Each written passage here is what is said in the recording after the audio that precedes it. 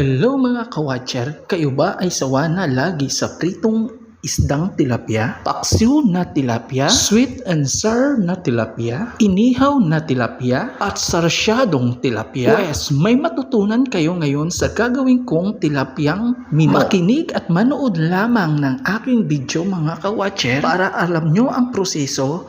Panuorin hanggang dulo. Nagbalat pala ako ng patatas at hiniwa-hiwa. Kumuha ako ng isang taling pechay. May kunting bagyo pechay pala ako hiniwa ko na ang sibuyas at pinitpit ang bawang at hiniwa-hiwa. Nagbalat na din ako ng luya. Pagkatapos nga maluto ang ating prinitong tilapia ay sit aside muna natin mga kawatcher. Hindi ko po alam kung ano ang tawag sa lutong ito. Dahil pangalawang bisis ko na po itong ginawa at kinain, masarap naman po siya mga kawatcher. Huwag po kayong mag-alala, recommended po ang minong ito para sa akin. Recommended po talaga ito. Lalo na kung gusto nyo ang mainit na sabaw. Naglagay na nga ako ng mantika at inuna ko ang luya para igisa mga kawatcher. Antayin nating lumabas ang aroma ng luya. Ang kasunod nating ilalagay ay ang sibuyas at bawang.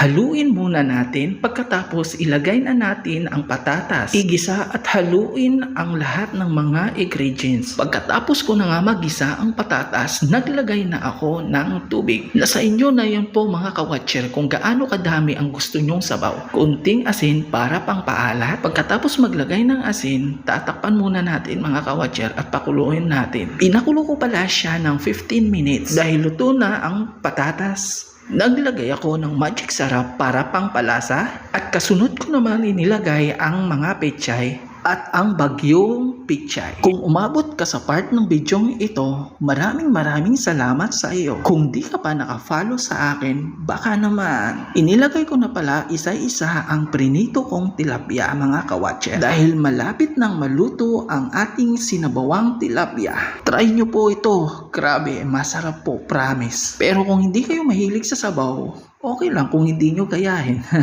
At nagpatatnim pala ako ng kalamansi para pampaasim. Thank you for watching. Don't forget to follow, comment, like, and share. Follow for more. Bye!